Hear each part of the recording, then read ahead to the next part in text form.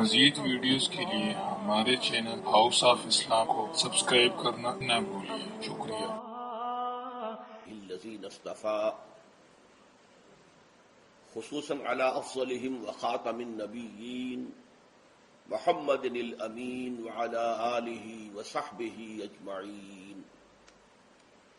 اما بعد فقد قال اللہ تبارک وتعالی كما ورد فی سورة البقرہ اعوذ باللہ من الشیطان الرجیم بسم اللہ الرحمن الرحیم یا ایھا الذین آمنوا کتب علیکم الصیام کما کتب علی الذین من قبلکم لعلکم تتقون ایاما معدودات فمن كان منكم مريضا أو على سفر فعدة من أيام أخر وعلى الذين يطيقونه فدية طعام مسكين فمن تطوع خيرا فهو خير له وأن تصوموا خير لكم إن كنتم تعلمون شهر رمضان الذي أنزل فيه القرآن هدى للناس وبينات من الهدى والفرقان فمن شهد منكم الشهر فليصمه ومن كان مريضا أو على سفر فعدة من أيام أخر يريد الله بكم اليسر ولا يريد بكم العسر وَلِتُكْمِلُوا الْعِدَّةَ وَلِتُكَبِّرُوا اللَّهَ عَلَى مَا هَدَاكُمْ وَلَعَلَّكُمْ تَشْكُرُونَ وَإِذَا سَأَلَكَ عِبَادِي عَنِّي فَإِنِّي قَرِيبٌ أُجِيبُ دَعْوَةَ الدَّاعِ إِذَا دَعَانِ فَلْيَسْتَجِيبُوا لِي وَلْيُؤْمِنُوا بِي لَعَلَّهُمْ يَرْشُدُونَ أُحِلَّ لَكُمْ لَيْلَةَ الصِّيَامِ الرَّفَثُ إِلَى نِسَائِكُمْ هن لباس لكم وأنتم لباس لهن علم الله أنكم كنتم تختانون أنفسكم فتاب عليكم وعفى عنكم فالآن باشروهن وابتغوا ما كتب الله لكم وكلوا واشربوا حتى يتبين لكم الخيط الأبيض من الخيط الأسود من الفجر ثم أتموا الصيام إلى الليل ولا تباشروهن وأنتم عاكفون في المساجد تلك حدود الله فلا تقربوها كذلك يبين الله آياته للناس لعلهم يتقون ولا تأكلوا أموالكم بينكم بالباطل وتدلوا بها إلى الحكام لتأكلوا فريقا من أموال الناس بالإثم وأنتم تعلمون صدق الله العظيم وعن سلمان الفارسی رضی اللہ تعالی عنہ قال خطبنا رسول اللہ صلی اللہ علیہ وسلم فی آخر یوم من شعبان فقال یا ایھا الناس فقد اضلکم شہر عظیم شہر مبارک شہر فیہ لیلۃ خیر من الف شہر جعل اللہ صیامہ فریضۃ وقیام لیلہ تطوعا الى الآخر رواہ البیہقی فی شعب الایمان رب اشرح لی صدری ویسر لی امری واحلل عقدۃ من لسانی یفقہوا قولی اللہم ربنا الہمنا رشدنا واعذنا من شرور انفسنا اللہم ارنا الحق حقا وارزقنا اتباعہ وارنا الباطل باطلا وارزقنا اجتنابہ آمین یا رب العالمین۔ میں نے ابھی آپ کو وہ 6 آیات پڑھ کر سنائی ہیں، ان پر سورہ بقرہ کا 23واں رکوع مشتمل ہے، اور ایک اعتبار سے یہ پورے قرآن میں منفرد ہے کہ اس میں دین اسلام کے جو 5 ارکان ہیں، آپ کو معلوم ہے ان میں کلمہ شہادت ہے، نماز ہے، روزہ ہے، زکوٰۃ ہے، حج ہے، تو ان میں سے ایک رکن جو ہے صیام روزہ، اس کے بارے میں اس کے جملہ احکام، ابتدائی احکام کیا تھے، تکمیلی احکام کیا تھے، پھر اس کی حکمت درجہ بدرجہ، روزہ محض روزہ ہوتا تو اس کی حکمت کیا تھی، مقصد کیا تھا، اور روزے کے ساتھ رمضان مبارک کا پروگرام قیام اللیل کو شامل کیا گیا تو اس کا مقصد کیا ہے، اس کا مطلوب کیا ہے، اس کا مقصود کیا ہے؟ یہ ساری چیزیں جو ہیں وہ ایک مقام پر آ گئی۔ نماز کے بارے میں آپ کو معلوم ہے کہ اس کا حکم تو بے شمار جگہ آیا ہے، لیکن احکام وضو کے حکم کہیں اور ہیں، نماز سفر کی اس کا حکم کہیں اور ہے، نماز خوف کا حکم کہیں اور ہے، تو مختلف معلوم ہوتا ہے کہ وہ اور اوقات جو ہے نماز کے وہ مختلف مقامات سے اخذ کیے گئے ہیں۔ کسی ایک جگہ پر تفصیل کے ساتھ 5 جو نماز کے اوقات ہیں وہ موجود نہیں ہیں، تو اس اعتبار سے وہ قرآن مجید کے اندر وہ معاملہ جو ہے منتشر ہے۔ اسی طرح زکوٰۃ کا معاملہ ہے کہ زکوٰۃ کا حکم تو بے شمار مرتبہ آیا ہے، اس کے احکام قرآن میں نہیں ہے۔ اس کا نصاب کیا ہے، کس کے ذمے زکوٰۃ واجب ہے، اس کا پھر اس کی کیا ریشو ہے، کیا نسبت ہے، کیا مقدار ہے، کہیں نہیں ہے، یہ احادیث سے۔ حج کا معاملہ ہے تو وہ بھی کم سے کم 2 مقامات پر، بلکہ اس سے زائد مقامات پر آپ کو اس کا ذکر ملے گا۔ مکی صورتوں میں بھی ہے سورہ حج، اس میں 2 رکوع مسلسل ہیں، پھر مدنی صورتوں میں سے سورہ بقرہ، اس کے بعد جو ہے 23ویں رکوع کے بعد 24 اور 25واں رکوع پورا جو ہے وہ حج کے مناسک پر مشتمل ہے۔ اس سے کچھ پہلے جو ہے وہ سعی بین الصفا والمروہ جو ہے اس کا ذکر 20ویں رکوع کے آخر میں آ چکا ہے۔ حج کی فرضیت کا حکم جو ہے وہ سورہ آل عمران میں ہے۔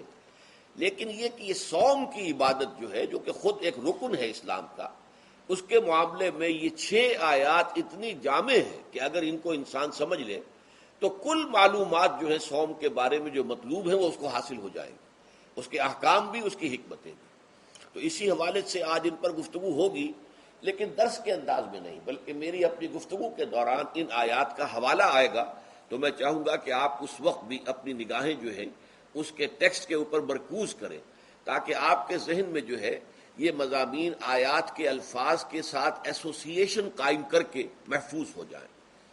اچھا، اس کے علاوہ پھر میں نے وہ خطبہ پڑھا ہے، بلکہ اس کے ابتدائی کلمات صرف پڑھے ہیں، جس کے بارے میں حضرت سلمان فارسی رضی اللہ تعالیٰ عنہ نے یہ بیان کیا کہ حضور نے ہمیں یہ خطبہ ارشاد فرمایا شعبان کے آخری دن۔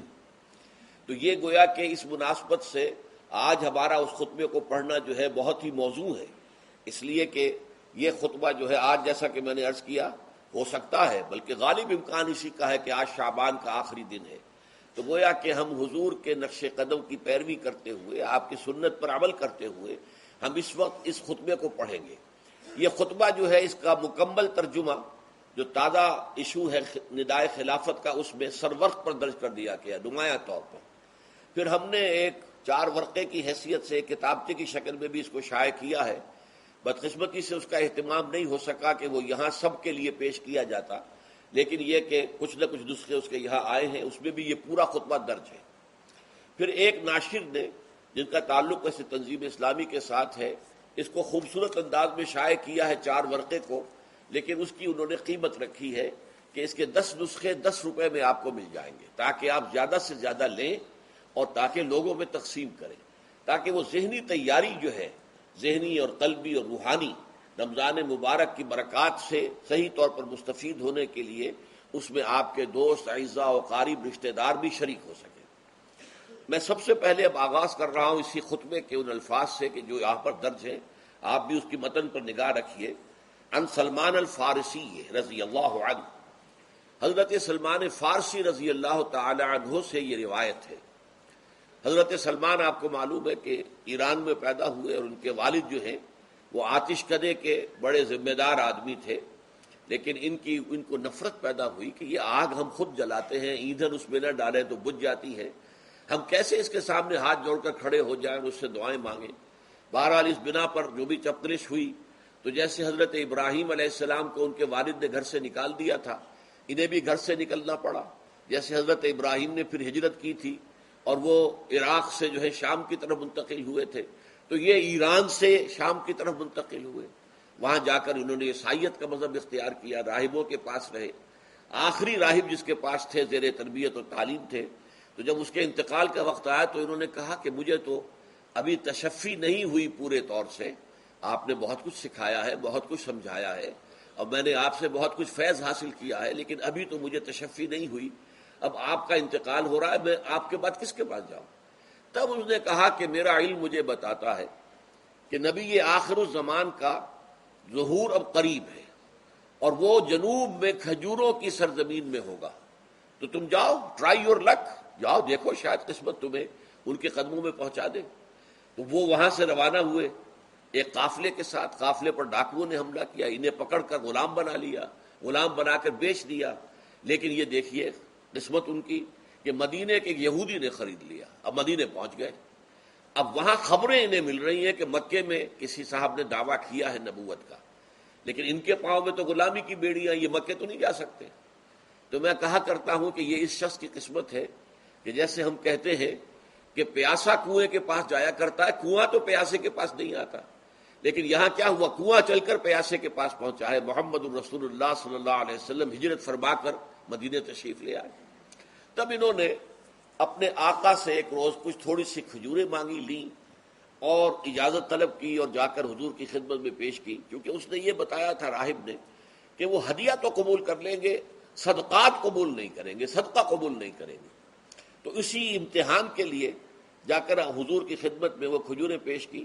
حضور نے پوچھا کیا ہے، عرض کیا صدقہ، فرمایا نہیں میں صدقہ قبول نہیں کرتا، یہ غربا کا حق ہے، دے دو، تقسیم کر دو۔ پھر کچھ عرصے کے بعد پھر کچھ کھجوریں لی ہوں گی اپنے اس آقا سے، پھر پہنچے، پھر جب حضور نے پوچھا کیا ہے، عرض کیا کہ یہ ہدیہ، آپ نے فرمایا ہاں ٹھیک ہے، ہدیہ میں قبول کرتا ہوں۔ تو فوراً قدموں میں گر گئے، ایمان لے آئے۔ اور ان کا معاملہ جو ہے یہ بھی جان لیجئے کہ یہ فقراء صحابہ میں سے تھے جو کوئی کام نہیں کرتے تھے، ہمہ وقت حضور کے ساتھ رہنا، اور اس اعتبار سے حضور نے ان کے بارے میں یہ بھی کہا ہے کہ سلمان و منا من اہل البیت، سلمان جو ہے وہ ہمارے اہل بیت میں شامل ہے رضی اللہ تعالی عنہ۔ ان کی روایت ہے قال خطبنا رسول اللہ صلی اللہ علیہ وسلم، تو وہ فرماتے ہیں کہ ہمیں خطبہ ارشاد فرمایا نبی اکرم صلی اللہ علیہ وسلم نے شعبان کے آخری دن، فقالا، اور فرمایا یا ایھا الناس، اے لوگو، قد اظلکم شہر عظیم، تم پر ایک عظمتوں والا مہینہ سایہ فگن ہو گیا ہے۔ ظل کہتے ہیں سائے کو، اظلکم تم پر سایہ فگن ہو گیا ہے، ایک بہت عظمتوں والا مہینہ۔ اب دیکھیں یہ وہی ہے بات جو انگریزی کے محاورے میں ہے کہ coming events cast their shadows before, آنے والے واقعات کا ایک سایہ سا پہلے سے پڑ جاتا ہے۔ تو ابھی مہینہ شروع نہیں ہوا رمضان مبارک کا، لیکن وہ آیا چاہتا ہے، تو گویا کہ اس کا ایک سایہ پہلے آ گیا ہے، جس کو حضور فرما رہے ہیں کہ تم پر سایہ کر لیا ہے ایک ایسے مہینے میں کہ جو بہت عظمتوں والا ہے۔ شہر مبارک، وہ مہینہ بہت برکتوں والا ہے۔ شہر فیہ لیلۃ خیر من الف شہر، یہ وہ مہینہ ہے کہ جس میں ایک رات وہ بھی ہے کہ جو 1000 مہینوں سے افضل ہے۔ اور یہ ظاہر بات ہے قرآن مجید کی صورت ہے مکمل، انا انزلناہ فی لیلۃ القدر وما ادراک ما لیلۃ القدر لیلۃ القدر خیر من الف شہر، اس کی طرف اشارہ ہے۔ اب اس کے بعد جو جملہ ہے جعل اللہ صیامہ فریضۃ، اللہ نے اس مہینے کا روزہ رکھنا فرض قرار دے دیا ہے۔ وقیام لیلہ، ایک تو قیام اللیل کے لفظ پر غور کیجیے، اور اس کی راتوں کے دوران کھڑے رہنے کو تطوعاً، آزاد مرضی پر چھوڑ دیا ہے۔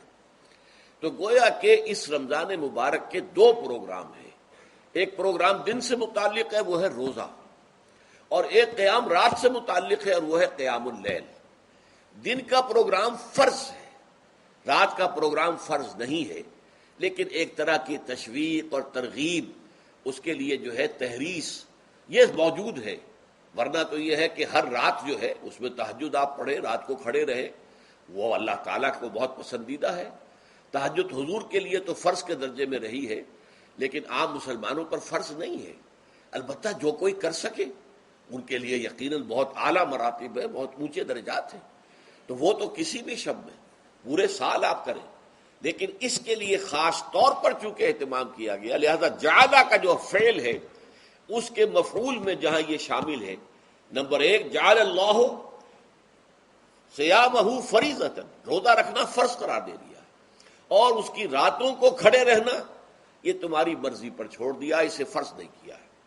بس اس تمہید کے بعد اب میں شروع کروں گا استقبال رمضان کے ضمن میں روزے کی حکمتیں کیا ہیں، اس کے احکام کیا ہیں۔ نمبر 1، شریعت محمدی میں روزے کی تدریجی فرضیت۔ یہ جو تمہیدی مضمون ہے اس ضمن میں وہ بہت اہم ہے۔ پہلی بات یہ جان لیجئے کہ اہل عرب جو ہیں، قریش بھی، اہل مکہ اور قریش کے تابع بقیہ تمام بنی اسماعیل بھی، اور ان کے تابع جو بھی عرب میں دوسرے قبیلوں کے لوگ تھے کہ جو عربی تھے اور مشرک تھے، وہ سب اس کے اندر مراد ہیں۔ تو فرمایا گیا کہ ان لوگوں میں روزے کی عبادت معروف نہیں تھی۔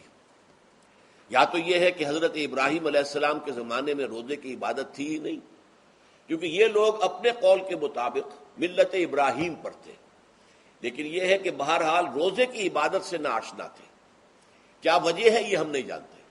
آپ کو معلوم ہے نماز سے وہ واقف تھے، اگرچہ اس کا حلیہ انہوں نے بگاڑ دیا تھا، تالیاں بجاتے تھے، سیٹیاں بجاتے تھے یہ، لیکن نماز کہتے تھے اسے نماز۔ طواف سے وہ واقف تھے، اگرچہ اس کے ضمن میں اتنی گھناؤنی حرکت بھی کی تھی کہ مرد اور عورتیں وہ بالکل برہنہ ہو کر طواف کرتے تھے، تو اسے بہت فضیلت والی بات سمجھتے تھے، بہت خدا رسیدگی کی بات سمجھتے تھے کہ کامل برہنہ ہو کر طواف کیا جائے، لیکن بہرحال طواف تھا۔ اسی طرح قیام عرفہ، قیام منی یہ بھی موجود تھے۔ تو حج کے بھی بہت سے ارکان جو ہیں وہ ان کے ہاں معروف تھے، اور ویسے خیرات و صدقات، چاہے زکوٰۃ ایک خاص نظام کے تحت نہیں تھی، لیکن زکوٰۃ و صدقات، بھوکوں کو کھانا کھلانا، یہ ان کے ہاں اعلیٰ اقدار میں یہ چیزیں شامل تھیں، اخلاقیات کے اونچے مقامات میں۔ کہ صوم کا ان کے ہاں قطعاً کوئی ذکر نہیں تھا، روزے کی عبادت جو ہے ان کے ہاں بالکل نہیں تھی۔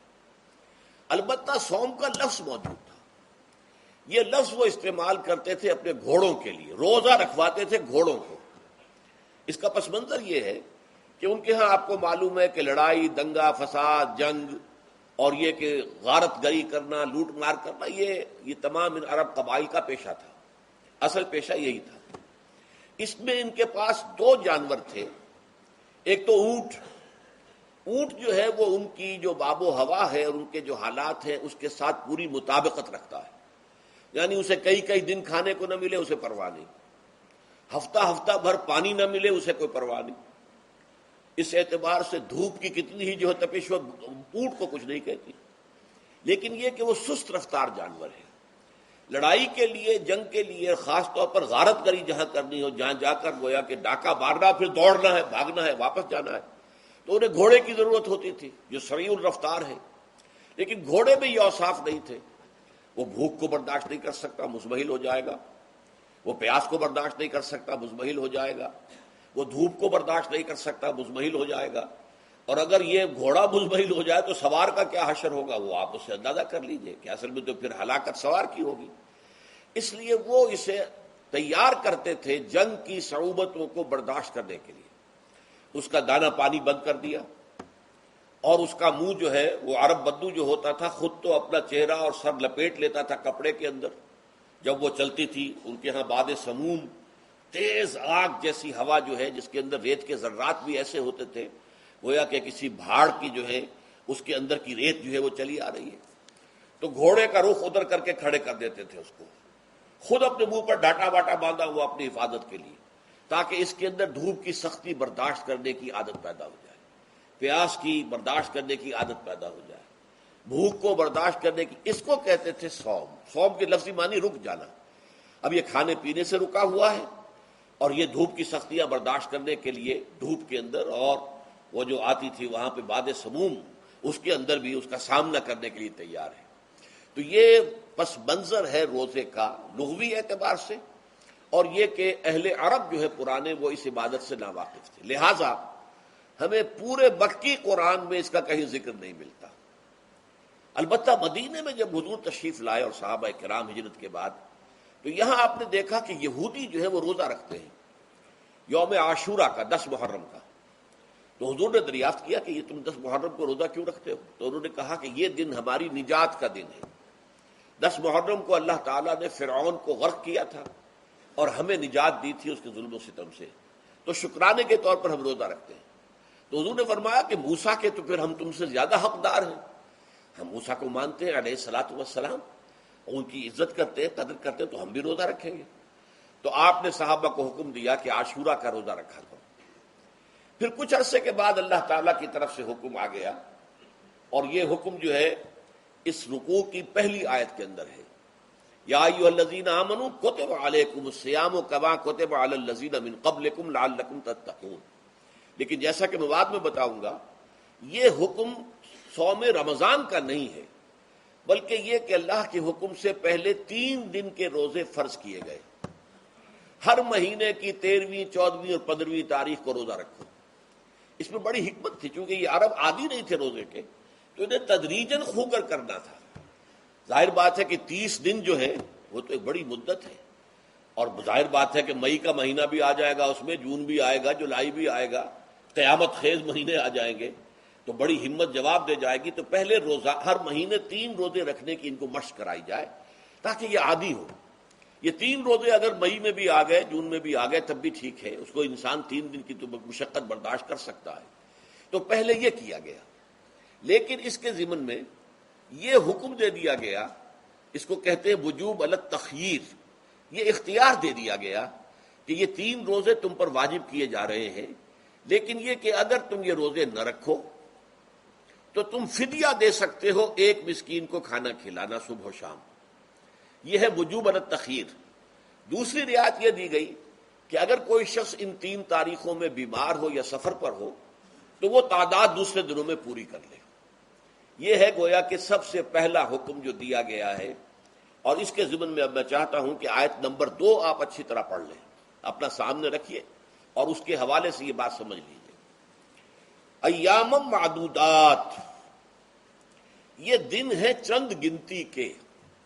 مجھے حیرت ہوتی ہے کہ جدید جو مفسرین ہیں جنہوں نے اردو میں ترجمے کیے ہیں، تفسیریں کی ہیں، ان سب کے نگاہوں سے یہ بات اوجھل رہی کہ یہ در حقیقت رمضان کے روزے کا ذکر نہیں ہے، بلکہ اس ابتدائی حکم سے متعلق ہے کہ جو ہر مہینے میں 3 دن کے روزے رکھنے کا حضور نے دیا تھا۔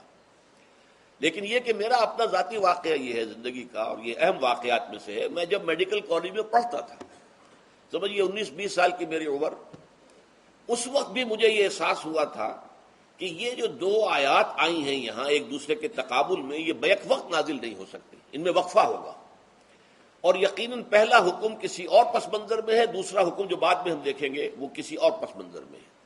تو میری رائے یہ تھی، اور میں اس پر قائم بھی تھا، بیان بھی کرتا تھا، لیکن ڈرتا تھا، اس لیے کہ اس وقت تک جتنی تفسیریں میں نے دیکھی تھی، ترجمے دیکھے تھے، ان میں سے کسی نے یہ بات کہی نہیں تھی۔ تو ایک آدمی اپنی رائے کے اوپر اتنی بڑی بات کہہ دے تو میں ڈرتا رہتا تھا، لیکن کہتا تھا کہ میری رائے یہی ہے۔ پھر اتفاق سے جماعت اسلامی ہند کا ترجمان ہوتا تھا ماہنامہ زندگی، عروج احمد قادری صاحب اس کے مدیر تھے۔ وہ جو ایک پرچہ آیا اس میں انہوں نے تنقید کی تھی مولانا سید انور شاہ بخاری رحمۃ اللہ علیہ پر، کہ کشمیری رحمۃ اللہ علیہ سے، ان کے اوپر یہ تنقید کی تھی کہ انہوں نے یہ عجیب بات کہہ دی ہے کہ یہ جو حکم ہے یہ رمضان کا نہیں ہے، بلکہ رمضان سے پہلے جو حضور نے حکم دیا تھا 3 دن کے روزے رکھنے، اس سے متعلق ہے۔ اب مجھے اس کے اوپر پورا اطمینان ہو گیا کہ اگر سید محمد انور شاہ کاشمیری رحمۃ اللہ علیہ کی رائے یہ ہے تو متفق گردید رائے بو علی بارائے من، مجھے اب اس سے زیادہ اور کسی سند کی ضرورت نہیں۔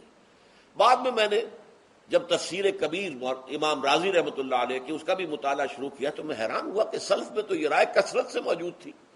کیا سبب ہوا ہے کہ آج کے دور کے جو مترجمین اور مصنفین ہیں ان کی نگاہوں سے بالکل یہ بات اوجھل ہو گئی؟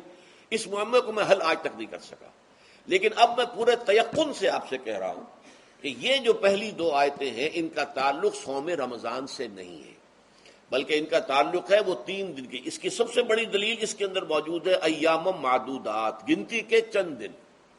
اب 30 یا 29 دن جو ہے وہ گنتی کے چند دن نہیں ہو سکتے، وہ اچھی بڑی تعداد ہے۔ پھر یہ ہے کہ یہ معدودات جو ہے اس کو کہا جاتا ہے جمع قلت، یہ زیادہ سے زیادہ 9 پر اس کا اطلاق ہوتا ہے، اس وزن پر جو جمع آتی ہے۔ اور اس میں جو ہے خود قرآن مجید میں حج کے سلسلے میں منا کے قیام کے ضمن میں الفاظ آئے ہیں، ایام معدودات فمن تعجل فی یومین فلا اسم علیہ ومن تاخر فلا اسم علیہ۔ منا میں قیام ہے گنتی کے چند دن، تو جو 2 دن ہی میں جلدی کر کے وہاں سے واپس ہو جائے اس پہ بھی کوئی اس گناہ نہیں ہے، اور جو مؤخر کر کے 3 دن پورے کرے اس پر بھی کوئی گناہ نہیں۔ تو وہاں پر بھی نظیر موجود ہے کہ 2 یا 3 دن پر اس کا اطلاق ہو رہا ہے۔ تو یہاں پر ایام معدودات سے لازماً یہ مراد ہے کہ یہ 3 دن جو ہے ہر مہینے میں 13ویں، 14ویں، 15ویں، در حقیقت اس روزے سے متعلق یہ آیت آ رہی ہے۔ اور یہ بھی نوٹ کر لیجئے کہ رمضان کے روزے کی فرضیت کے بعد بھی حضور کا معمول اور آپ کے صحابہ کا، اور جو بھی ہمارے ہاں اتباع کرتے ہیں حضور صلی اللہ علیہ وسلم کا نوافل میں بھی ان کا یہ معمول ہے۔ ہر مہینے میں یہ 3 روزے حضور بعد بھی رکھتے تھے، اور آپ کے بہت سے صحابہ رکھتے تھے، اور آج بھی ہمارے ہاں بہت سے لوگ جو دیندار ہیں اور جن کے اندر یہ جذبہ ہے اتباع سنت کا، وہ رکھتے ہیں۔ 13ویں، 14ویں اور 15ویں تاریخوں کا ان کو ایام 20 کہتے ہیں۔ اس کی راتیں روشن ہوتی ہیں، 13ویں رات، 14ویں رات، 15ویں رات۔ چاند جو ہے اس کے اندر آپ کو معلوم ہوتا ہے 14ویں کو تو مکمل ہوتا ہی ہے، 13ویں اور 15ویں کا بھی تقریباً مکمل ہے۔ تو ایام 20 کے روزے جو ہیں بعد میں بھی برقرار رہے ہیں، لیکن نفلاً، فرض اس کے بعد جو ہے وہ رمضان کے روزے ہو گئے۔ تو ایام معدودات یہ دن ہیں گنتی کے۔ فمن کان منکم مریضا او علی سفر فعدۃ من ایام اخر، تو جو کوئی بھی تم میں سے ہو بیمار یا سفر پر تو وہ تعداد پوری کر لے دوسرے دنوں میں۔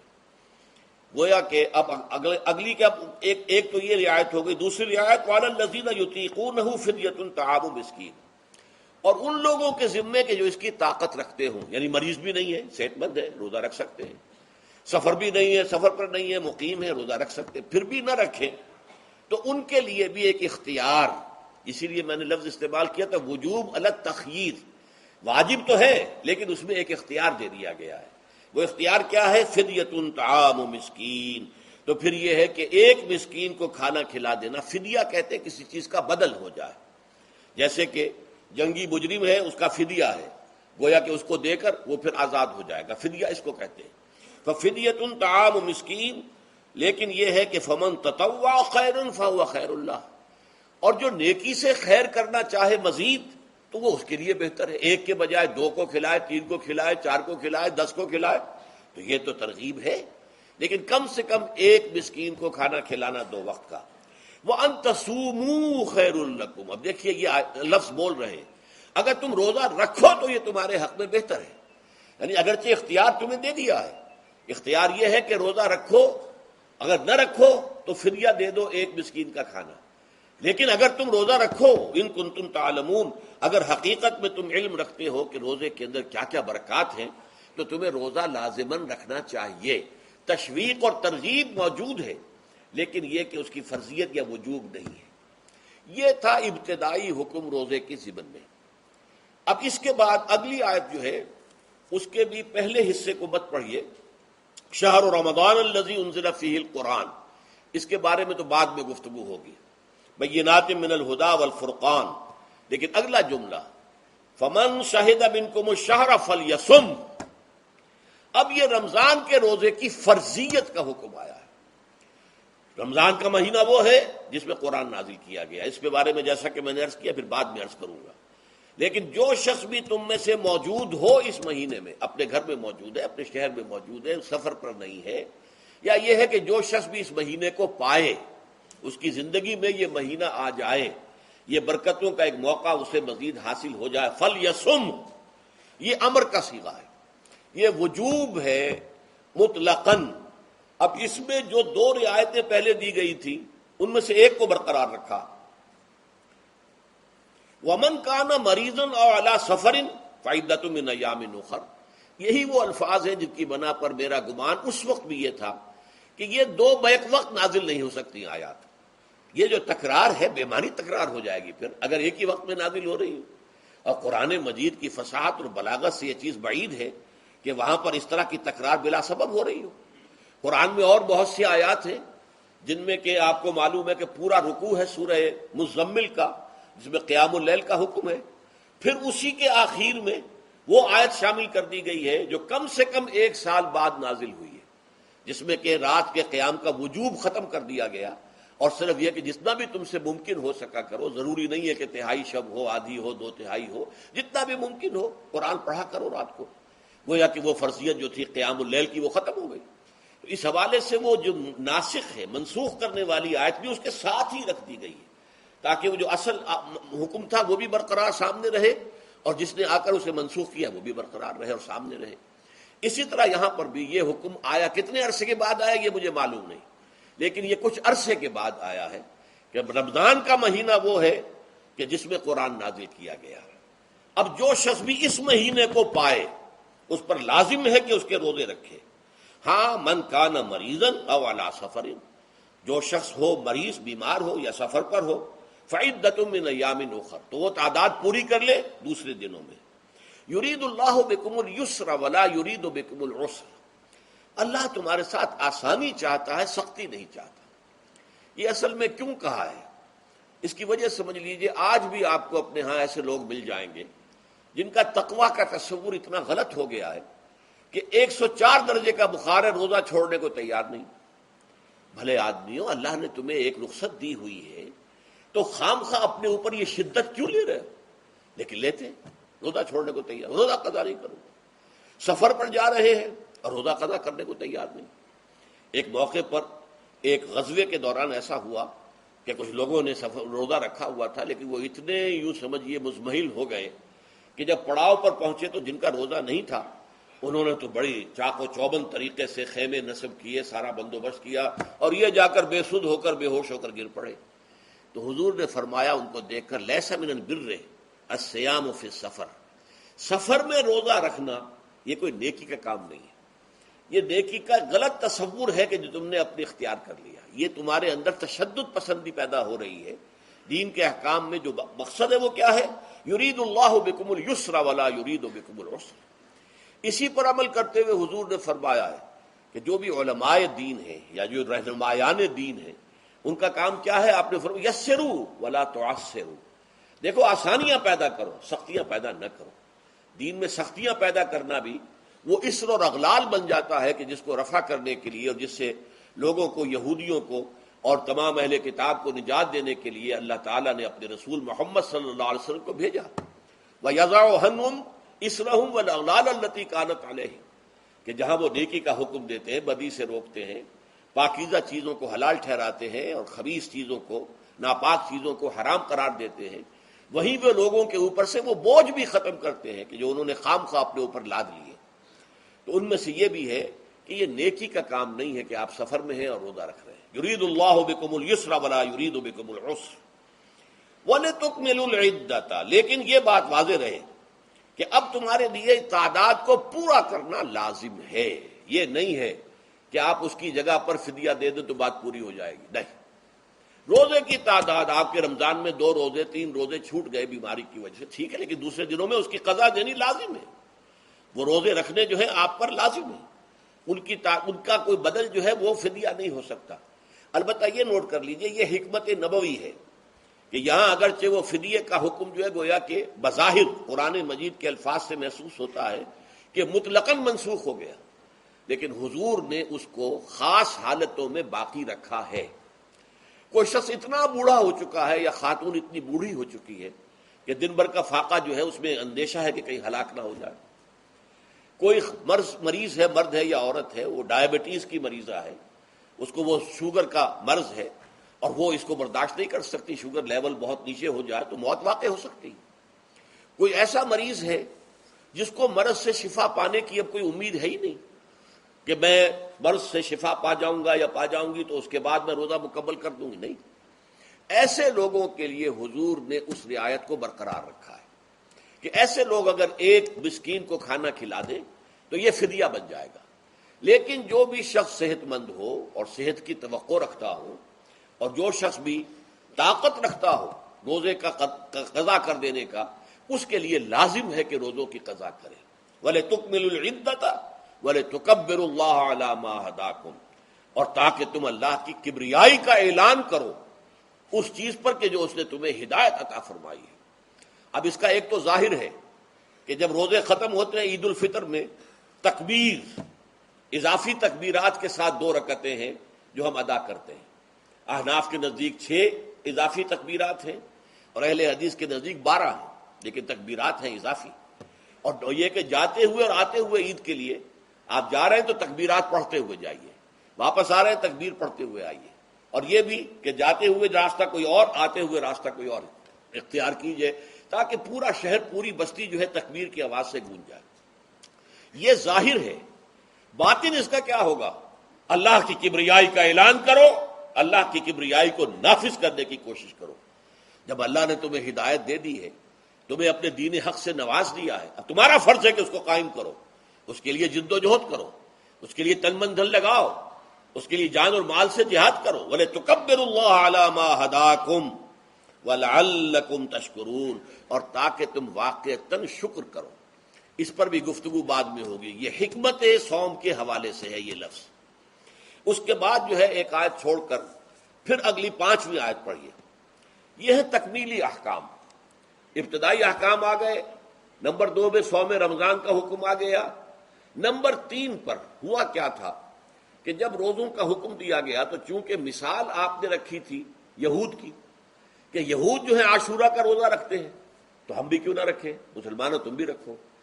اس سے گمان یہ کیا گیا کہ جو احکام یہود کی شریعت میں ہے روزے کے، شاید وہی ہماری شریعت میں بھی ہے، اور ان کی شریعت میں یہ تھا کہ رات کو سو گئے تو روزہ شروع ہو گیا، اور وہ روزہ اب نہ کوئی سحری ہے نہ رات میں کے دوران کوئی میاں اور بیوی جو ہے وہ ہم بستری کر سکتے ہیں، بلکہ یہ کہ وہ روزہ صبح سے لے کر پھر جب رات کے بعد صبح آئے گی، صبح سے پھر دوپہر اور شام اور غروب آفتاب پر جا کر روزہ ختم ہوگا۔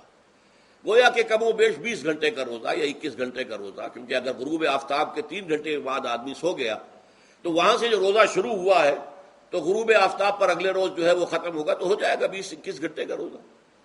یہ روزے کا حکم لوگوں نے سمجھا، اس کی صراحت کوئی نہیں تھی، لیکن لوگ جو ہے چونکہ صراحت منفی بھی نہیں تھی مثبت بھی نہیں تھی، لہذا وہ رات کے وقت میں جب جو دن ہوتے تھے روزوں کے، ان کی راتوں میں وہ اپنی جو بھی ایک طبعی ضرورت ہے جو ہم بستری ہے میاں اور بیوی کی، شوہر اور بیوی کی، وہ کر گزرتے تھے۔ جذبات کے اندر جو بھی اس وقت ان کی احتیاج ہوئی، دل میں کھٹک رہتی تھی کہ پتہ نہیں ہم نے یہ صحیح کام کیا نہیں کیا، غلط کیا، تو اس سے یہ کہ ظاہر بات ہے کہ پھر قرآن مجید اسے قرار دے رہا ہے اپنے آپ سے خیانت کرنا۔ جب انسان اپنے ضمیر کے خلاف کوئی بات کر رہا ہو تو چاہے وہ بات صحیح ہے لیکن وہ اسے گناہ سمجھ کے کر رہا ہے تو اس نے تو گناہ کیا، وہ اپنے آپ سے تو خیانت کر رہا ہے۔ ایک شخص ہے وہ بکری کا گوشت کھا رہا ہے لیکن سمجھتا یہ کہ یہ سور کا گوشت ہے، تو اس نے تو سور ہی کا کھایا نا، اس نے بکری کا تو نہیں کھایا، لیکن اس نے سمجھا یہ کہ یہ سور کا گوشت اور کھا رہا ہے۔ تو اس حوالے سے ایک دغدغہ سا دل میں رہتا تھا، پریشانی۔ تو اب جو یہ 5ویں آیت ہے، طویل ترین آیت ہے اس سلسلے کی، اس میں روزے کے تکمیلی احکام آ گئے جو ابدی ہیں، آج تک قائم ہیں اور قیامت تک قائم رہیں گے۔ فرمایا احل لکم لیلۃ الصیام الرفث الی نسائکم، اے مسلمانوں روزے کی راتوں میں تمہارے لیے حلال کر دیا گیا ہے اپنی بیویوں سے اپنی خواہش کا پورا کرنا۔ رفث الی نسائکم ہن لباس لکم وانتم لباس لہن، وہ تمہارے لیے بمنزلہ لباس ہیں، جیسے لباس کے اور انسان کے بدن کے درمیان کوئی حجاب نہیں ہوتا، ایسے ہی شوہر اور بیوی کے درمیان بھی کوئی حجاب نہیں رہتا۔ ہن لباس لکم وانتم لباس لہن، اور ویسے بھی ایک معنی میں کہ جیسے لباس آپ کو گرمی کی شدت سے بچاتا ہے، ورنہ ہو سکتا ہے کہ تیز دھوپ جو ہے جو عرب میں ہوتی تھی وہ تو آپ کی کھالوں کو جلا دے، تو یہ حفاظت کا ایک ذریعہ بھی ہے۔ اسی طریقے سے شوہر کے لیے بیوی اپنی عفت و عصمت کو برقرار رکھنے کے لیے ایک ذریعہ ہے کہ کہیں حرام میں منہ نہ مارے، بیوی موجود ہے، حلال ذریعے سے اپنی خواہش پوری کرے۔ اور بیوی کے لیے شوہر اسی طریقے سے ایک ڈھال بن جاتا ہے کہ اسے خام خواہ ادھر ادھر دیکھنے کا کوئی خیال بھی کبھی نہ آئے، اس کی جو بھی نفسانی خواہش ہے اس کی شوہر پورا کر رہا ہے۔ تو اس اعتبار سے بھی ہن لباس لکم وانتم لباس لہن، علم اللہ انکم کنتم تختانون انفسکم، اللہ کے علم میں ہے کہ تم اپنے آپ سے خیانت کر رہے تھے۔ اس کی وضاحت میں پہلے کر چکا ہوں کہ دل میں یہ دغدغہ تھا کہ یہ حرام کام اور کر رہے ہیں، یہ گویا کہ اپنے آپ سے خیانت، اللہ سے بغاوت نہیں تھی۔ کیوں کہ اللہ تعالیٰ کی طرف سے تو حکم تمہیں معلوم تھا ہی نہیں ابھی، آیا اس کی اجازت ہے یا نہیں ہے، لیکن اپنے آپ سے تو خیانت کر رہے ہو نا، تم یہ سمجھ رہے تھے کہ یہ نہیں ہونا چاہیے، یہ گویا کہ ممنوع ہے اور کر رہے تھے، تو اس کو کہا کہ تم اپنے آپ سے خیانت کر رہے تھے۔ علم اللہ انکم کنتم تختانون انفسکم فتاب علیکم، تو اللہ نے تم پر اپنی رحمت اور مغفرت کے ساتھ توجہ فرمائی، یعنی جو کچھ اب تک ہو چکا ہے اسے اللہ نے معاف کر دیا، اسے صاف کر دیا، کلین سلیٹ۔ اب تمہارا جو اعمال نامہ ہے اس میں اس طرح کا اگر کوئی عمل درج ہو گیا ہے تو وہ اللہ نے صاف کر دیا ہے۔ وعفا عنکم، اور تمہیں معاف بھی کر دیا ہے۔ فالآن باشروہن، تو اب تم ان کے ساتھ جو بھی تعلق زن و شو ہے اس کو اختیار کر سکتے ہو۔ فالآن باشروہن وابتغوا ما کتب اللہ لکم، اور حاصل کرو وہ کچھ جو کچھ اللہ نے تمہارے لیے لکھ دیا ہے۔ یہ تعلق زن و شے سے دو چیزیں ہیں کہ جو مقصود ہیں۔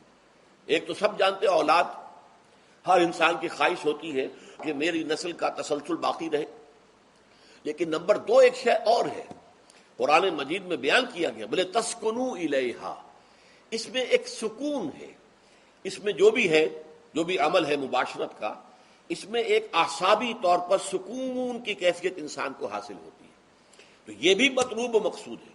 تو ما کتب اللہ لکم، تمہارے لیے اللہ نے اس میں ایک تو اولاد کا معاملہ رکھ دیا ہے اور ایک تمہارے لیے سکون کا، لتسکنو الیہا، تاکہ تم ان کی طرف توجہ کر کے سکون حاصل کرو۔ فالآن باشروہن وابتغوا ما کتب اللہ لکم وکلوا واشربوا، اب سحری کا حکم آ گیا، وکلوا واشربوا حتی یتبین لکم الخیط الابیض من الخیط الاسود من الفجر، اور کھاتے رہو اور پیتے رہو یہاں تک کہ تمہارے لیے فجر کے وقت کے اعتبار سے سفید ڈوری سیاہ ڈوری سے بالکل علیحدہ ہو جائے۔ اصل میں اس کو بعض صحابہ نے تو سمجھا کہ یہ لغوی معنی اس کے لیے کہ آپ اپنے تکیے میں ایک سفید دھاگا رکھ لیا اور ایک کالا رکھ لیا، اور دیکھتے رہتے تھے جب یہ سفید اور کالا علیحدہ علیحدہ نظر آنے لگے تو پھر روزے کا رکھنے کا وقت شروع ہو چکا اور اب کھانا پینا بند کر دیا جائے۔ فرمایا گیا یہ مراد نہیں ہے، یہ جب پاؤں پھٹتی ہے تو اس کے اندر ایک سفید سی لکیر جو ہے افق کے اوپر آتی ہے، یہ ہے مراد، کہ وہ جو سفید لکیر ہے وہ ظاہر ہو جائے اور وہ رات کے اختتام کا گویا کہ ایک اعلان اور علم بن جائے۔ تو وَكُلُوا وَاشْرَبُوا، اب اس کی جو ہے بڑی تاکید کی گئی ہے، تسحروا فإن فی السحور برکۃ، سحری ضرور کیا کرو، اور یہ در حقیقت برکت کا ذریعہ ہے۔ یہ بھی آپ نے فرمایا ہمارے اور یہود کے روزے کے مابین جو فرق ہے وہ سحری ہے۔ یہ سحری چونکہ روزہ جو ہے وہ فجر سے لے کر اور غروب آفتاب تک ہے، طلوع آفتاب سے نہیں، فجر سے، جبکہ وہ سپیدہ سحر جس کو ہم کہتے ہیں نمودار ہو جائے۔ طلوع آفتاب کو ابھی 1.5 گھنٹے بعد ہوگا کہیں جا کر، لیکن اس وقت جو ہے روزہ شروع، غروب آفتاب پر ختم۔ اس حوالے سے اس سے پہلے کھانا پینا، اور اس میں بھی فرمایا گیا کہ بعض لوگ بہت زیادہ احتیاط کرتے ہیں، وہ صحیح نہیں ہے، اس لیے کہ فجر کے لیے اذان جب دیتے تھے تو اس میں بعض حضرات ذرا جلدی کرتے تھے، حضور نے فرمایا کہ نہیں دیکھو یہ ذرا جلدی کر دیتے ہیں، اگر تم میں سے کسی کے ہاتھ میں پیالہ ہے، ابھی وہ کچھ کھا رہا ہے، اذان ہو گئی ہے، تو وہ اپنا پیالہ پورا کر لے، اس میں بھی تشدد کی ضرورت نہیں، جیسے کہ اس سے پہلے ہم پڑھ چکے یسروا ولا تعسروا، یرید اللہ بکم الیسر ولا یرید بکم العسر، اللہ تمہارے ساتھ آسانی چاہتا ہے، سختی نہیں چاہتا۔ تو اسی طرح فرمایا وَكُلُوا وَاشْرَبُوا حَتَّى يَتَبَيَّنَ لَكُمُ الْخَيْطُ الْأَبْيَضُ مِنَ الْخَيْطِ الْأَسْوَدِ مِنَ الْفَجْرِ ثُمَّ أَتِمُّوا الصِّيَامَ إِلَى اللَّيْلِ، پھر اب روزے کو پورا کرو رات تک۔ إِلَى اللَّيْلِ میں پھر بڑی بحثیں ہوئی ہیں، اس لفظ کی مناسبت سے اہل تشیع اس کے قائل ہیں کہ جبکہ خوب اندھیرا ہو جائے، لیکن اہل سنت کا اجماع ہے کہ غروب آفتاب اس سے مراد ہے، اس لیے کہ آغاز رات کا غروب آفتاب کے ساتھ ہے، اور اس میں بھی احادیث کے اندر آیا ہے کہ تعجیل کرنی چاہیے۔ بعض لوگ وہی جو میں نے عرض کیا کہ تقویٰ کے تحت جو ہے جیسے کہ سفر میں بھی روزے رکھتے ہیں، یا 104 بخار کے درجے میں بھی وہ روزہ قضا کرنے کو تیار نہیں ہوتے، ایسے ہی وہ تاخیر کرتے ہیں اپنے تقوی کے حساب سے، کہیں ایسا نہ ہو، کوئی غلطی نہ ہو جائے، کہیں یہ نہ ہو جائے، کہیں وہ نہ ہو جائے، تو پھر اس کے اندر وہ افطار میں، تو آپ نے فرمایا کہ قوم جو ہے اسی وقت صحیح رہے گی جبکہ وہ افطار میں عجلت سے کام لے، یعنی سحری کے اندر بہت زیادہ جلدی کرنے کی ضرورت نہیں، اگر اذان ہو رہی ہے اس کے دوران بھی اگر کچھ کھا پی رہے ہو تو کھا پی لو، مکمل کر لو۔ اسی طریقے سے افطار کے اندر جو ہے وہ تاخیر کرنے کی ضرورت نہیں، سورج کے غروب کے ساتھ افطار کر لو۔ وَلَا تُبَاشِرُوهُنَّ وَأَنْتُمْ عَاكِفُونَ فِي الْمَسَاجِدِ، ہاں اپنی بیویوں سے تم مباشرت نہ کرو، تعلق زن و شو قائم نہ کرو جبکہ تم مسجدوں کے اندر معتکف ہو۔ یہ اعتکاف کا ذکر ہو گیا، رمضان کے آخری عشرے میں یہ اعتکاف جو مسنون ہے کہ 21ویں شب سے شروع ہو جائے گا، یعنی 20واں روزہ ختم ہوا اس کے ساتھ یہ اعتکاف شروع ہو گیا، اور پھر اعتکاف مسنون جو ہے وہ جب تک کہ چاند نظر نہ آ جائے شوال کا، عید کا، اس وقت تک یہ اعتکاف جاری رہے گا۔ یہ ہے مسنون اعتکاف۔ اس کی کیا حکمت ہے وہ میں بعد میں عرض کروں گا۔ تو یہ حکمت جو ہے اس کے حوالے سے گفتگو بعد میں ہو جائے گی، لیکن یہاں یہ بتا دیا گیا کہ یہ جو رمضان کی 20 راتوں میں اجازت دی گئی ہے اپنی بیویوں کے ساتھ ہم بستری کی، وہ اس معتکف کے لیے نہیں ہے جو مسجد میں معتکف ہے۔ تو ہاں اس کی اہلیہ آ سکتی ہے وہاں ملاقات کے لیے، کسی مشورہ کوئی کرنا ہے بہت ضروری ہے، آ جائے، ملاقات ہو سکتی ہے، لیکن یہ کہ مباشرت نہیں ہو سکتی، وہ حرام ہے۔ فرمایا وَلَا تُبَاشِرُوهُنَّ وَأَنْتُمْ عَاكِفُونَ فِي الْمَسَاجِدِ تِلْكَ حُدُودُ اللَّهِ، یہ اللہ کی حدود ہیں، شریعت اسلامی کی یہ حدود ہیں۔ فَلَا تَقْرَبُوهَا، تو ان کے قریب تک مت جاؤ۔ قرآن مجید میں اس اعتبار سے دو انداز تعبیر ہے کہ اللہ کی حدود ہے فَلَا تَعْتَدُوهَا، یہ اللہ کی حدود ہے، ان سے تجاوز نہ کرو، اس حد کو پھلانگ نہ جاؤ، اس حد سے آگے نہ گزر جاؤ۔ یہاں ہے تقربوہا، اللہ تعالیٰ کی حدود کے قریب تک نہ جاؤ۔ اس کی وجہ ایک حدیث میں بیان کر دی گئی ہے کہ جیسے ہر بادشاہ کی ایک چراگاہ ہوتی ہے، وہ صرف شاہی جو بھی ہیں جانور ہیں ان کے، یا گھوڑے ہیں یا کوئی اور ہیں، ان کے چرنے کے لیے ہے، وہاں پہ کوئی رعایت کا کوئی آدمی اپنی بھیڑ بکریاں وغیرہ نہیں لے جا سکتا۔ وہ حما کہلاتا تھا کہ یہ شاہ کے لیے مخصوص ہے، لکل ملک حمن وحم اللہ محارمہ، اللہ بھی بادشاہ ہے کائنات کا، ارض و سما کا، اس نے بھی جن چیزوں کو حرام کر دیا ہے وہ حما ہے، اس میں داخل نہیں ہونا تمہیں۔ تو فرمایا کہ جو چرواہا اپنی بھیڑوں کو بالکل اس کی آخری حد تک لے جائے گا تو اندیشہ ہے کہ کوئی بھیڑ کوئی بکری چھلانگ لگائے اور اس چراگاہ میں داخل ہو جائے۔ اس لیے کیپ ایٹ اے ڈسٹینس، ایک فاصلے پر رہو۔ احتیاط کا تقاضا یہ ہے کہ اس آخری حد کے قریب نہ جاؤ، فلا تقربوہا، اس کے قریب نہ جاؤ۔ ان حدود کی تو سختی کے ساتھ پابندی کرنی ہے۔ ان کے لیے یہ ہے کہ ان کو نہ صرف یہ کہ ان سے تجاوز نہیں کرنا، بلکہ ان سے ذرا کچھ فاصلے ہی پر اپنے آپ کو رکھنا ہے۔ کذالک یبین اللہ آیاتہ للناس، اسی طریقے سے اللہ تعالیٰ واضح کرتا ہے اپنی آیات کو لوگوں کے لیے، وَلَعَلَّهُمْ يَتَّقُونَ، اور تاکہ وہ پھر تقویٰ کریں، بچیں۔ جب احکام معلوم ہو گئے اب بچنا آسان ہے، جب احکام معلوم نہیں تو اندیشہ ہے کہ کہیں کسی حرام کے اندر جو ہے وہ ملوث ہو جائے۔ جیسے کہ ایک حدیث میں آتا ہے کہ الحلال بین والحرام بین وبینہما مشتبہات، حلال کیا ہے یہ بھی واضح ہے، حرام کیا ہے یہ بھی واضح ہے، البتہ ان دونوں کے مابین کچھ چیزیں ہوتی ہیں متشابہات، پتہ نہیں حلال ہے کہ حرام ہے، تو تم بچو، ان چیزوں سے بھی بچو، اس لیے کہ اس کے اندر حرام ہونے کا اندیشہ ہے نا، لہذا ان سے بھی بچو۔ جو صریحاً حلال ہے اسی پر اکتفا کرو، جن کے بارے میں تعین نہیں ہو پا رہا ہے کہ وہ حلال ہیں، البتہ یہ بھی ثابت نہیں ہو رہا ہے کہ وہ حرام ہیں، تو ان سے یہ تقویٰ کا تقاضا ہے۔ اگرچہ قانونی اعتبار سے یہ کہا جائے گا کہ وہ مباح ہے، جس شے کی حرمت کا ثبوت ہمیں کتاب اللہ اور سنت رسول سے نہ ملے وہ مباح ہے، لیکن یہ ہے کہ تقویٰ کا تقاضا یہ ہے، قانون کا تقاضا یہ کہ مباح کو آپ اختیار کریں گے تو آپ پر گرفت نہیں ہوگی، اس لیے کہ اس کی حرمت ثابت نہیں ہے، لیکن تقویٰ کا تقاضا یہ ہے کہ آپ صرف اس شے پر اکتفا کریں کہ جس کے حلال ہونے کے لیے ثبوت اور دلیل موجود ہے۔ تو یہ ہے کہ تلک حدود اللہ فلا تقربوها کذالک یبین اللہ لکم للناس آیاتہ للناس لعلہم یتقون۔ یہ احکام ہے تکمیلی روزے کے، جس کے ضمن میں میں نے کچھ احادیث نبویہ کے حوالے سے بھی ان کی مزید وضاحت کر دی۔ اب آئیے تیسری بات،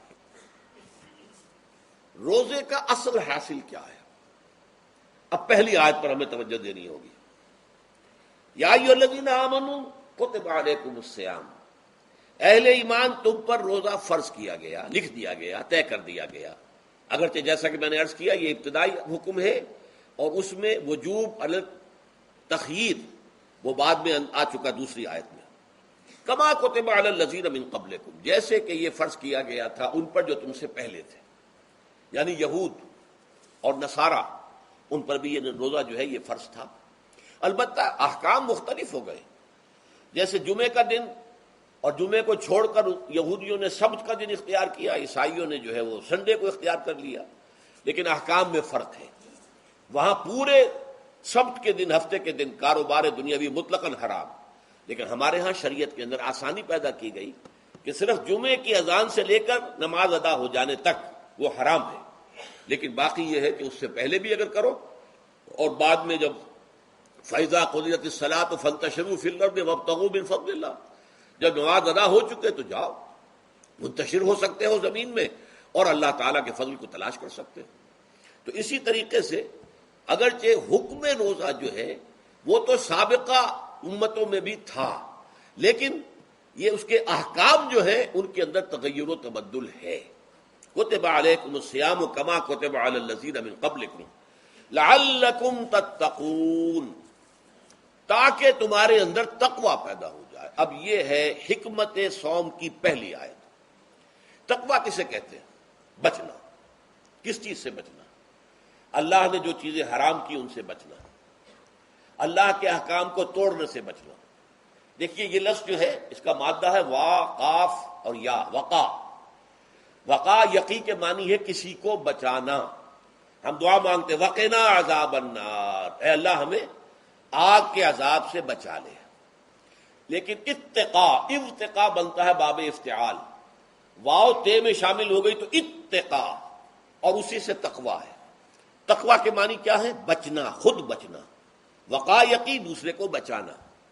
بچنا اللہ کے احکام کو توڑنے سے، اللہ کی حرام کردہ چیزوں میں ملوث ہونے سے، اللہ کے غضب سے، غصے سے، اللہ کی ناراضگی سے، اور آخرت میں اللہ کے عذاب سے. یہ بچنے کی روش ہے. پوری زندگی میں بھی اس کو جاری رکھو. یہ تقوی زندگی میں کیا ہوگا؟ اللہ کے احکام کو توڑنے سے بچنا، اللہ کی حرام کردہ چیزوں میں ملوث ہو جانا، ان کا استعمال کرنا، کھانے پینے سے متعلق ہوں یا وہ شہوت سے متعلق ہوں یا کسی اور چیز سے متعلق ہوں، اس سے بچنا. اور یہ بچنا جو ہے آخرت میں نتیجہ خیز ہوگا، جہنم سے بچاؤ ہو جائے گا، آگ کے عذاب سے نجات مل جائے گی. اچھا روزے کا اس سے تعلق کیا ہے یہ سمجھ لیجئے. دیکھیے ہمارے گناہوں کا سب سے بڑا سبب ہمارے نفسانی تقاضے ہیں. ہم ایک حیوان بھی ہیں اور حیوان سے برتر بھی کچھ ہے، وہ میں بعد میں عرض کروں گا، لیکن حیوان تو ہے. جیسے ہر حیوان کو کچھ خوراک کی ضرورت ہے، ہمیں بھی ضرورت ہے. ہر حیوان کو بقائے نسل کا معاملہ جنسی ہے، وہ ہمارا بھی ہے. ہر حیوان کو کوئی نہ کوئی سر چھپانے کی جگہ چاہیے، کوئی گھونسلہ ہو، کوئی کھو ہو، کوئی بل ہو، کچھ بھی ہو، کچھ تو چاہیے آخر. اسی طریقے سے ہمارے سارے تقاضے ہیں. حیوانات کو بھی آرام چاہیے، ہمیں بھی آرام چاہیے. یہ حیوانی تقاضے جو ہیں جن کو ہم کہیں گے اینیمل انسٹنکٹس، ہمارے وجود کے اندر ہے یہ، اور ان کا تقاضا ہمارے اندر سے ابھرتا ہے. اسی کو اڈ اینڈ لیبیڈو کہا ہے فرائڈ نے. جدید نفسیات کا بابا آدم جو ہے وہ فرائڈ ہے. اس نے اسے اڈ اور لب سے تعبیر کیا ہے. اس سے اوپر سیلف کو لایا ہے، اور اس کے بعد جو ہے وہ سپر ایگو ہے. تو یہ 3 درجے اس نے متعین کیے ہیں، اور میں اس کی دقت نظر، ایکیوٹی آف آبزرویشن کا بہت قائل ہوں. اگرچہ نظریات کا جو نتیجہ اس نے نکالا ہے وہ غلط ہے، لیکن ایکویٹی آف آبزرویشن کا قائل ہوں کہ اس نے انسانی شخصیت کے 3 لیولز کو آئیڈینٹیفائی کیا ہے. یہی 3 لیولز ہمارے ہاں ہیں، نفس، قلب، روح. یہ 3 لیولز ہیں. اس نے کہا اڈ اینڈ لیبیڈو یہ لوسٹ ہے، پھر ایگو، سیلف، پھر سپر ایگو. 3 لیول وہ بھی مانتا، اگرچہ ان کی تعبیر اس نے غلط کی ہے، لیکن جہاں تک اڈ اور لیبیڈو کی تعبیر ہے وہ صحیح ہے. وہ حیوانی تقاضے. اچھا ان حیوانی تقاضوں کے بارے میں یہ بات بالکل واضح رہنی چاہیے کہ یہ اندھے بہرے ہیں. انہیں صرف اپنی گریٹیفیکیشن، اپنے تسکین سے جو ہے ساری بحث ہے. اس سے کوئی غرض نہیں کہ حلال ذریعے سے ہو، حرام ذریعے سے ہو. پیٹ کھانے کو مانگتا ہے بھوک کے اندر. اب آدمی جو ہے حرام کے اندر بھی بیمار بیٹھتا ہے، یہاں تک کہ خود شریعت اجازت دیتی ہے کہ اگر جان پر بن جائے، آدمی جو ہے وہ فاقے سے مر رہا ہو، تو وہ کوئی حرام چیز کھا کر بھی اپنی جان بچا سکتا ہے، لیکن عام حالات میں نہیں. لیکن ہو سکتا ہے ہمارا چٹخارا جو ہے وہ حرام کی طرف ہمیں لے جائے. کسی کو واقعتاً اللہ نہ کرے کہ سور کے گوشت کا چسکا لگ جائے، وہ اس کے بغیر بچتا ہی نہیں، کھاتا ہے. شراب کی عادت ہو گئی، پیتا ہے. یہ نہیں. تو ہمارا پیٹ مانگتا ہے، اور اسے اس سے غرض نہیں کہ حلال سے کھایا ہے یا حرام سے کھایا. ہماری شہوت اپنی تسکین چاہتی ہے، اسے اس سے غرض نہیں کہ حلال سے یا حرام سے، جائز سے یا ناجائز سے۔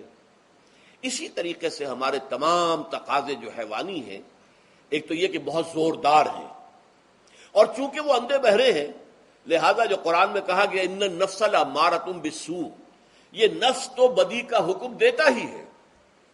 یہ گویا کہ اس کے اندر رجحان جو ہے انہیرنٹ ہے کہ وہ بدی کی طرف انسان کو ترغیب دلاتا ہے، چاہے وہ اپنی ضروریات سے متعلق ہو، چاہے چٹخاروں سے متعلق ہو، چاہے جو بھی لذت اسے درکار ہے اس سے متعلق ہو، چاہے وہ جنسی لذت ہے اور چاہے وہ طعام کی، یعنی جسے ہم کہتے ہیں کہ انسان جو ہے وہ اپنے پیٹ اور فرج کا غلام بن کر رہ جائے، اس لیے کہ جو تقاضا بھی آیا ہے اس کو وہ پورا کر رہا ہے۔